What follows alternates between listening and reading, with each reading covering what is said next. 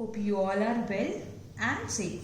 So as you remember that on yesterday we have completed chapter 6, that is the making of scientist, and today we will start our 7th chapter, that is the necklace. So before coming to the line-wise explanation, firstly I am going to summarize it and then we will come to the line-wise explanation of the chapter. So listen it properly, okay? Matilda was a young and pretty lady. She was born into a family of clerks. She was simple and had married a pretty office clerk. She dared not to visit his friendly schoolmate's house, which was richly furnished. One day, Mr. Loisel and Madame Loisel get invitation to dinner from the Minister of Public Instruction. The husband got elected to get the select invitation, but the wife got irritated. Who was the wife? Matilda was the wife, and she got what? Irritated because she didn't have proper clothes and jewelry to wear. For such an occasion, she don't have such kind of clothes and jewelry to wear. Her husband gave her money to buy a dress, and her husband's suggestion, Madame Loisel went to Madame Forestier's house and she got ready to lend her entire jewelry. However, she borrowed only a diamond necklace. Madame Loisel danced at the ball with enthusiasm. She looked pretty. It made her swell with joy. Her husband wrapped her shoulders in poor wraps. They hired a carriage and reached home, and instantly she noticed that the necklace was missing. They had looked all around, but they didn't find it. Then Loisel found a chaplet of diamonds in a shop.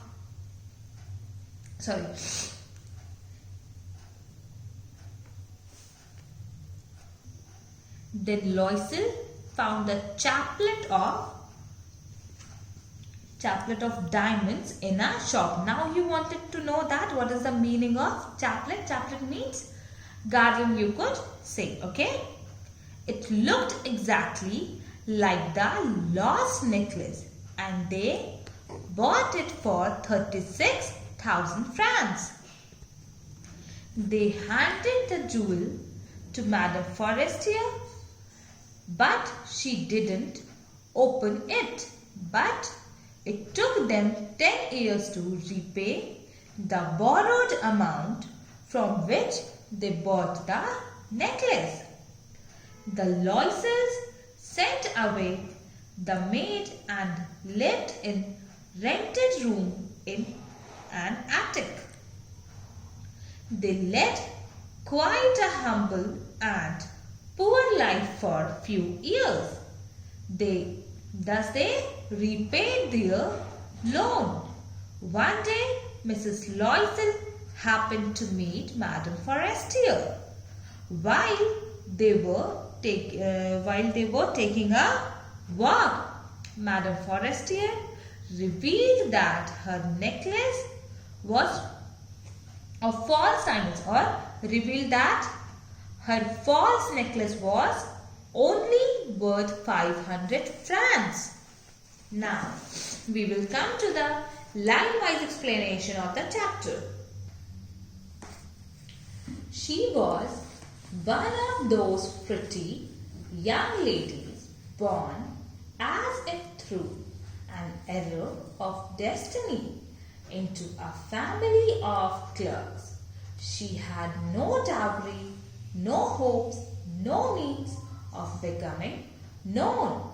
Loved and married by a man either rich or distinguished, and she allowed herself to marry a petty clerk in the office of the Board of Education. She was simple, but she was unhappy. She suffered incessantly, feeling herself born for delicacies and luxuries. She suffered from the poverty of her apartment, the shabby walls and the worn chairs. All these things tortured and angered her when she seated herself for dinner opposite her husband, who uncovered the tureen with a delighted air, saying, "Oh, the good pot pie, I know nothing better than that." She would think of elegant dinners of shining silver. She thought of the exquisite food served in marvelous dishes. She had neither frocks nor jewels, nothing. And she loved only those things. She had a rich friend, a schoolmate at the convent, who she didn't like to visit. She suffered so much when she returned. She wept for whole days from despair and disappointment. One evening, her husband returned elated, bearing in his hand a large envelope. "Here," he said, "here is something for you." Now I am going to tell the meaning of hard words. Firstly, listen the meaning, then I will come to explain it. Okay? As you know, error means a mistake. Clerk, a person employed in an office or bank to keep records. Dowry, an amount of property or money brought by a bride to her husband on their marriage. Petty, of little importance. Incessantly, without interruption, or constantly, you could say. Delicacies, fineness or intricacy of texture or structure. Shabby, in poor condition through long use or lack of care. Tureen, a deep covered dish from which soup is served. Pot pie, a savory pie baked in a deep dish, typically with the top crust only. Elegant, graceful and stylish in appearance. Exquisite, extremely beautiful and delicate. Marvelous, causing great wonder or extraordinary, you could say. Convent, a school attached to and run by a convent. Elated, make is practically happy.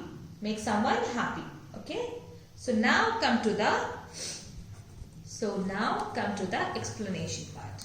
So here she was referring to Matilda Loisel, who was such a pretty young lady, who was born in a middle class family, who worked as a clerk.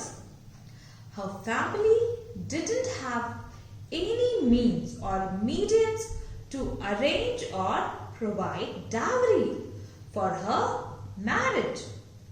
She didn't have any other means by which she could befriend a rich man to be loved or to be married. To such a man, you could say. Here she could befriend a rich man to beloved or married to such a man, you could say. So, due to these circumstances or these situations, she had to marry a clerk in the office of the Board of Education, and because of this she was unhappy. She used to get unhappy. She is also referring for Matilda. Matilda always used to think that destiny was unfair to her and that she deserved much better. She deserved much better than what she actually got. Matilda used to get angry and was tortured by the condition of her apartment, the place where she lived. The dirty walls and the torn furniture. Torn furniture means a broken or damaged furniture, you could say, okay?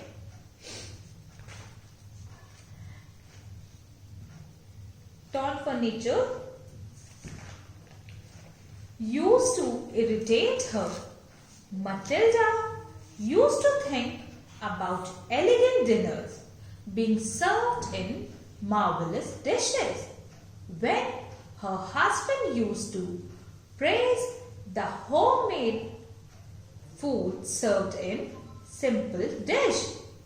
Matilda didn't have fancy jewels or good dresses. She had a school friend whom she didn't even like to meet, as she was a rich lady. Just because her friend was a rich lady, she didn't want to meet her.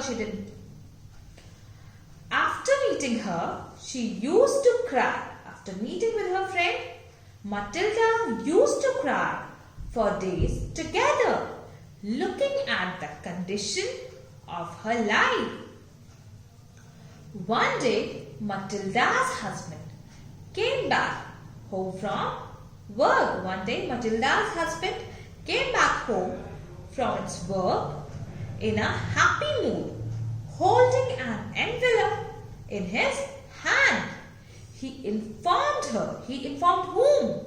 He informed Matilda that the envelope was for her and asked her to open it. Open it to what?